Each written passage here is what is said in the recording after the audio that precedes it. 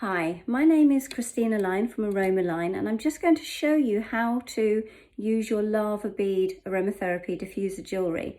So if you've ordered the jewellery with a cage, then there's a specific way that you need to be doing this. I'm wearing the earrings that don't have the cage, but again, you would do the same with the lava beads as what I'm going to talk about in a minute. So your jewellery with the cage will arrive like this with a lava bead inside the cage. So what you actually need to do is obviously take the lava bead out of the cage in order to put your essential oil on it. So the first thing you need to do is you need to very gently, because it's quite flimsy, so it will do it, very gently just pull apart so that your lava bead then just drops into the bowl. You would then add 2 drops of your essential oil onto that lava bead and then allow that to absorb for about 10 to 15 minutes. Then it's ready to go back in your cage. So then you take hold of your lava bead, and again, it's a little bit fiddly this way.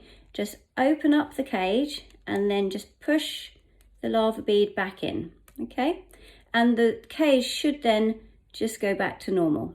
All right, so that's your how to use the lava bead, get the lava bead in and out of the cage.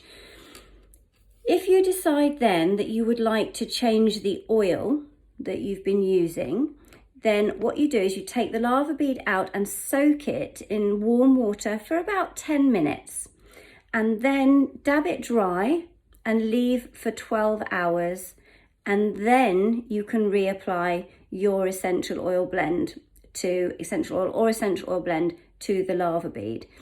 And also it's entirely up to you as to how often you reapply the oil, but you can do that between every 1 to 3 days. It just depends on how strong you want the aroma, and of course also which essential oils you're actually using. So that is how to use your lava bead aromatherapy diffuser jewellery.